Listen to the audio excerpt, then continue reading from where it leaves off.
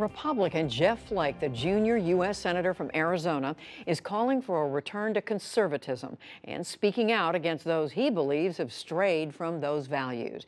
In his new book, Conscience of a Conservative, A Rejection of the Destructive Politics and a Return to Principle, Flake examines where his own party has gone wrong and criticizes the man they helped elect president last November.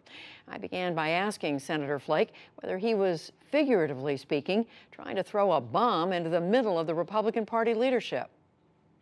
No, I'm trying to, put forward an affirmation of conservative principle, much like Senator Goldwater did in 1960 when he saw his party compromised at that time by the New Deal. I think today our party has been compromised by different elements like populism, protectionism, isolationism. And I just don't think that that's a governing philosophy moving ahead for the Republican Party. But you say the party is in crisis. You say it's a crisis of its own making, that the leaders of the party, as you just said, have turned away from principle. Right. And they've turned to things that they don't even believe in. How did this happen? Well, for example, on free trade, we're holding, as a party, an unfamiliar banner. We have always been the party of free trade, for most of our history at least. The United States helped countries prosper, and therefore we would prosper with them because they would then buy our goods and services, and a rising tide would lift all boats. And now we've kind of become a zero-sum game where some win and some lose, and that we've been losers and that we've got to get back to winning.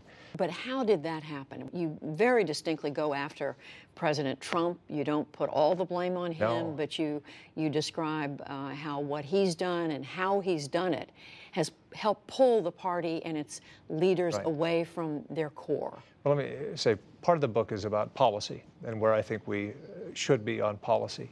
Part of the book is on what a conservative is in terms of demeanor and comportment. And I think that that is certainly different today, but it's been a gradual drift. The House and the Senate and the White House, and we lost it all in 2006 and 2008. And frankly, I think we deserved to at that point. But, from people standing up and yelling, "You lie," when a president was giving his State of the Union address, that was long before President Trump. But I think it has become a lot coarser. And a conservative is nothing if they're not sober and deliberate and measured in foreign policy, for example, and that we embrace our allies and recognize our enemies. And I think that's missing today.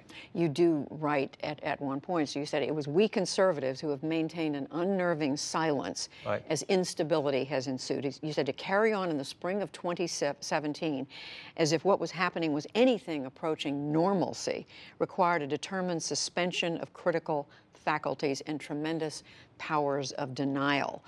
I mean, essentially, you're saying the party has enabled this president to do what he's done, and that it's both been harmful to the country and embarrassing to the party. Well, I think it's not conservative policy, and it's not conservative for elected officials, those of us in Congress, to watch this and not say anything. But And I'm not saying that that everybody has remained silent.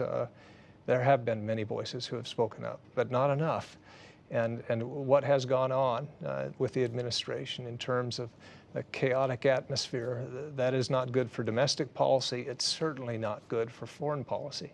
You've also voted for some of the administration's initiatives. I mean, you supported the president's nominees to top offices. You've voted for the health care plan that the president wanted last week, even against, on the other side, from your fellow Arizona Senator. You bet. I think the president put together a good cabinet. I think that the Supreme Court nominee, Neil Gorsuch, was stellar. This is a person who got a unanimous vote just a few years earlier.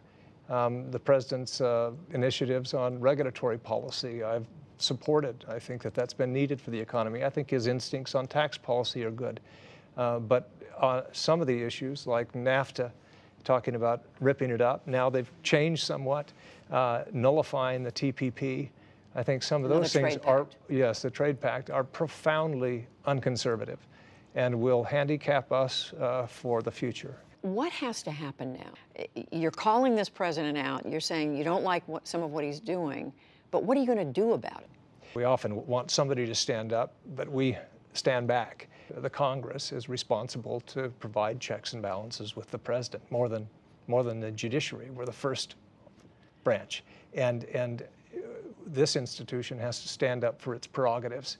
I think like on an AUMF, authorization for use of military force, we ought to be stepping up to the plate on a bipartisan basis. And part of the problem is we've become such a, it's become shirts and skins, and we can't get together. And any administration, Republican or Democrat, will take advantage of the chaos in Congress and the dysfunction to sap away even more power and authority.